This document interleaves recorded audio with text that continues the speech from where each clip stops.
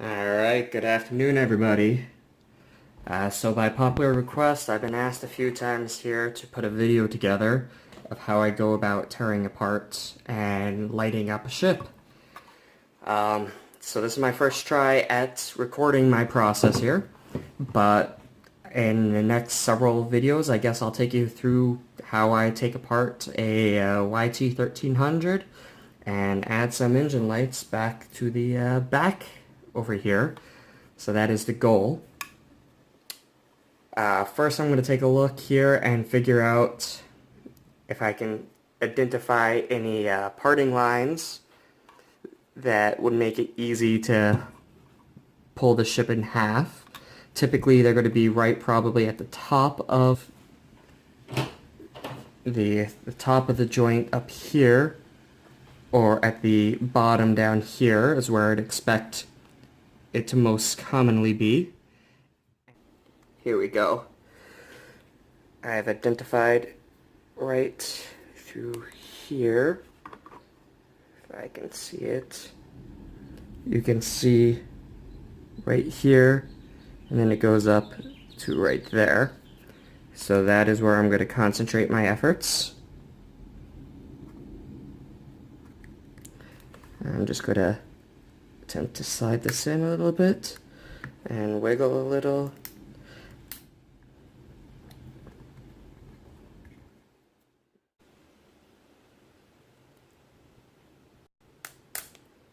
Just a little bit of twist. You heard the glue crack there a bit. And you can start to see a little bit of a gap where I have started to make progress with the knife.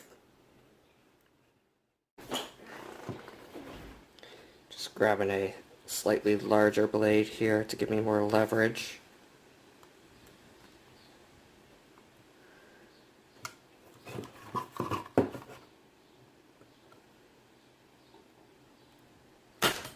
There we go.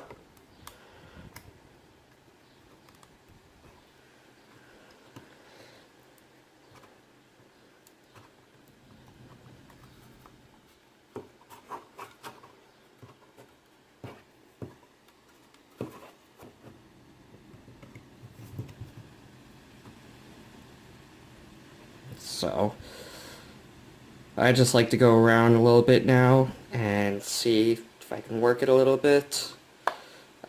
Twisting normally actually does a pretty good job of breaking it inside while opening it with doing minimal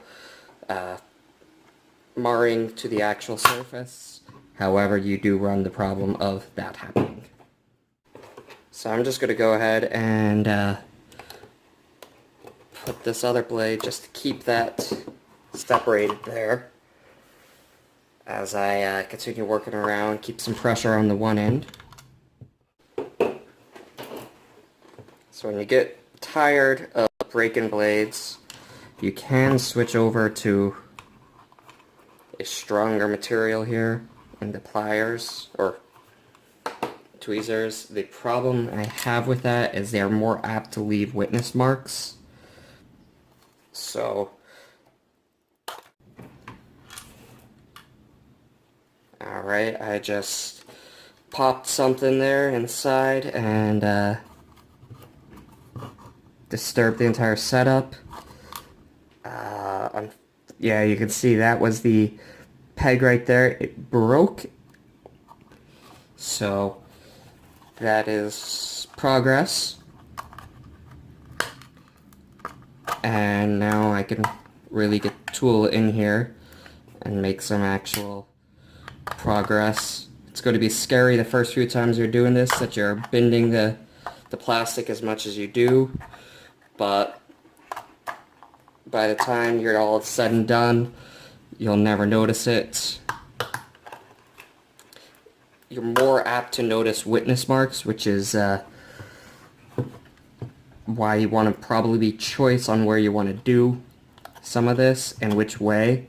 Going this way is going to be easier on the Falcon because I know I'm getting rid of the engine marks in the back, so I don't really care.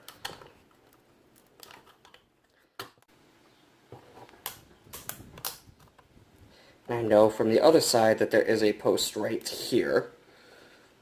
So I'm going to try to apply some localized pressure. There we go. Oh, no. So actually, you'll see I actually started to damage the edge there. So that is not what I want to be doing. I'm no longer going to be applying pressure there. And I'll have to go back and hit it up with some glue and make sure I get it straightened out before I'm all done with this project. Another thing to be cognizant of as you're doing this is you're going to be applying quite a bit of force to certain areas. There may be delicate things such as the turret or the radar dish here that you may want to remove just because they're likely to get damaged, or damage is possible depending on how delicate you are in your entire process of doing this. Taking a look inside, I know I said you guys can't see yet. It appears though that most of the pegs are around the outside instead of at the center. There we go. Those cracks can certainly be really heartbreaking to hear, but in every case thus far, that's actually just been the glue cracking. And that is 9 times out of 10 all that happens.